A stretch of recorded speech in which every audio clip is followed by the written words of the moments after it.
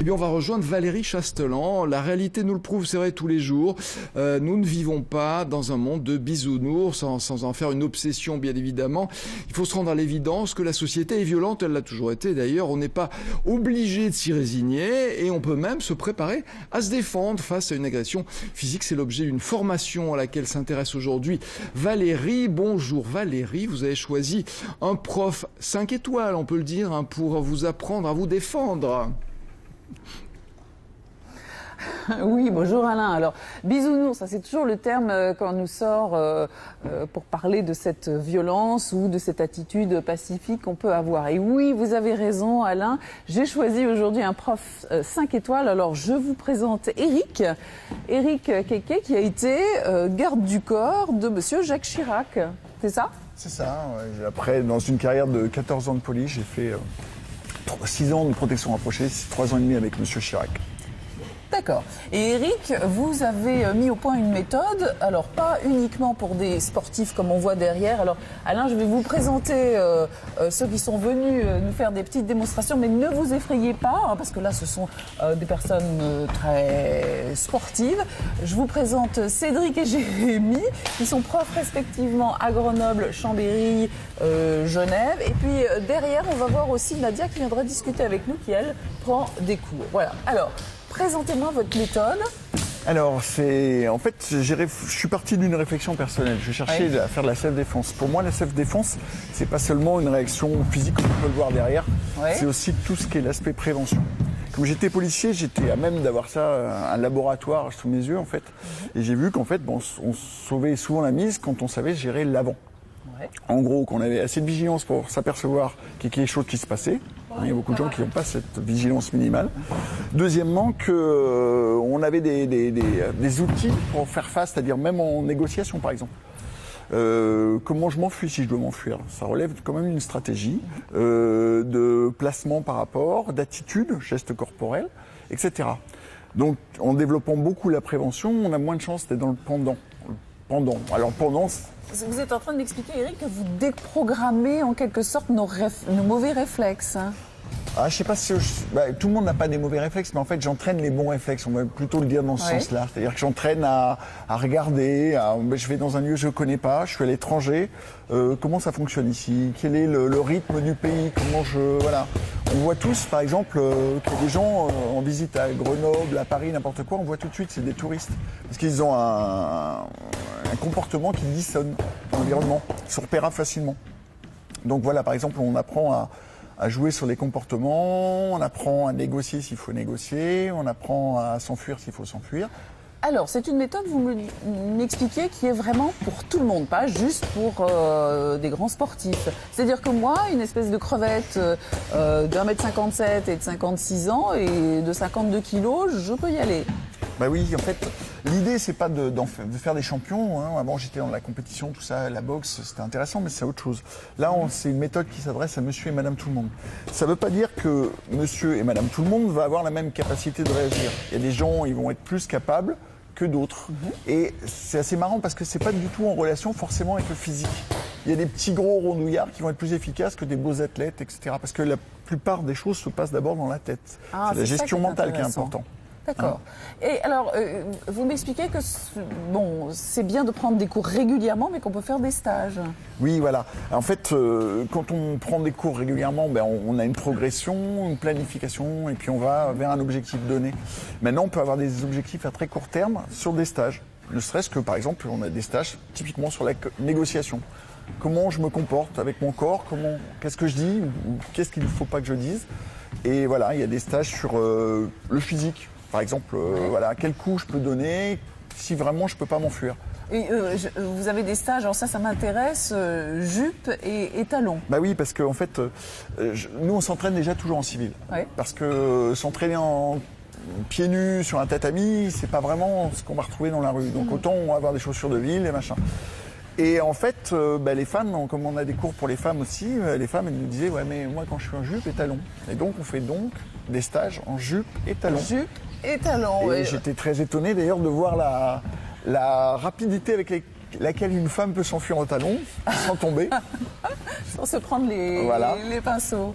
Bon, merci beaucoup pour ces premières précisions.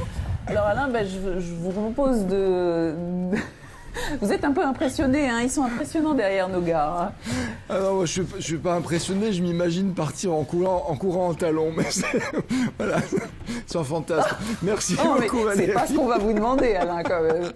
On vous retrouve tout à l'heure à la self-défense avec Valérie Chastelan qui s'est entraînée depuis qu'on l'a quittée. Est-ce que vous avez battu votre coach Valérie? Je l'ai battu à plate couture. Non, Eric m'a montré un mouvement. S'il y a un mouvement à retenir, allez-y Eric, expliquez-moi. Alors déjà, il y a une attitude à retenir. On va imaginer que vous n'ayez pas pu convaincre l'autre d'arrêter ou partir. D'accord. Donc déjà, ce qui va être important, puisqu'il est dangereux envers vous. Parce que d'habitude, je calme tout le monde. Ça prouve que vous avez des talents de pacifiste. Oui. Et imaginons que je n'y sois pas sensible et j'arrive vers vous. Déjà, il va falloir que vous me teniez à distance. Oui. Et qu'entre vous et moi, il y ait vos mains. Tout simplement parce que tout simplement, s'il n'y a pas les mains, je vais me rapprocher pour vous intimider. D'accord ? Déjà là, je me sens pas très bien. Voilà, alors là, il faut faire un choix dans la tête. C'est soit je me soumets, soit je fais face. Quelquefois, se soumettre, c'est la bonne carte. Non, se soumettre, vous ne pouvez plus partir, mais vous baissez les yeux et voilà. Quelquefois, c'est ce qu'il faut faire. Hein. Faut pas... Mais là, on va imaginer que vous ayez décidé de faire face. OK ? Et donc, je vais vous demander, tout simplement, de venir frapper avec la main que vous voulez. Peut-être celle-là, vous êtes plus à l'aise ? Oui. Vous êtes droitière, d'accord, oui. on va faire ça. Vous vous moquez de moi ? En fait, non. De venir frapper à ce niveau-là. Ah non. Tout en me regardant. Et vous avez vu, j'ai tourné la tête. Oui, non, il faut bien que je regarde. Vous êtes trop empathique, il va falloir qu'on travaille là-dessus. Trop empathique ? Bah oui, en fait, pour se défendre, il faut déverrouiller un petit peu l'empathie. Hein. Et c'est ce que vous faites, vous déverrouillez. On apprend aux gens à déverrouiller le temps qu'il faut pour faire face. Parce que sinon, on ne peut pas se défendre. Donc, cette frappe-là, elle va venir frapper ici. D'accord ? Alors, vous êtes en train de me tenir à distance. Et quand je dis top, vous allez frapper. Je vais essayer. Top ! Voilà, c'est bien ça. Top ! Voilà. Alors, on va essayer un truc, c'est au lieu de me regarder avec le menton haut, je ne peux pas faire autrement. Me regarder un petit peu. Vous êtes plus grand. Enfin, oui, mais vous allez me regarder plutôt, voilà. Oui. Bim ! Bien, on revient, on reprend vite sa main. Bim ! Et dans l'idéal, d'ailleurs, une fois qu'on a fait ça, on s'en va tout de suite. Ah. Mais quand je dis on s'en va, c'est on court comme un sprint. Ça serait plaf, et on se tire après. Oui, c'est compliqué, hein, parce que j'ai quand même tendance à vous dire au revoir, etc. Bah oui, mais là, ça fait on a fait quoi 10 secondes ensemble dans des cours. Ça, c'est vraiment le mouvement, enfin, le premier, celui qu'il faudrait emporter sur une île déserte, entre guillemets. Bah oui, parce que en fait, tout le monde peut le faire, il n'y a pas d'apprentissage très long à faire. Il suffit de mettre ses mains déjà, de parler avec les mains devant, c'est très important pour occuper l'espace. Plus je vais être comme ça, plus je risque d'en prendre une. Donc... C'est intéressant ce que vous disiez sur les verrous. On a des verrous, notamment nous les femmes, et que vous êtes là aussi pour nous aider à les faire sauter. Et vous avez parlé d'empathie, vous dites que vous travaillez avec du personnel soignant et que vous avez plus de travail parce que voilà, on est plus à l'écoute et vous voyez la façon dont je parle, je vais vers vous, quoi. J'ai pas du tout envie de me... Oui, bien sûr. C'est aussi parce que je suis fort sympathique, j'imagine. Là, vous n'êtes pas très agressif. Non, en fait, moi, mon boulot, c'est faire la formation professionnelle, et notamment pour les publics qui sont confrontés à la violence, à l'agressivité, à la violence. Et en fait, j'ai différents publics et je remarque que j'ai un public majoritaire qui est celui des hôpitaux, les soignants, et qui sont très empathiques. Et donc, pour eux, c'est un peu plus dur d'arriver à faire face. D'arriver à vous coller comme ça. Alors, on leur demande pas ça. Hein. En milieu professionnel, on leur demande pas ça. Mais parfois, c'est juste de tenir la distance. Nadia, est-ce que vous pouvez venir? Alors, Alain, on va discuter maintenant un petit peu s'il nous reste du temps avec Nadia, mais restez avec nous, Eric, il n'y a pas de souci.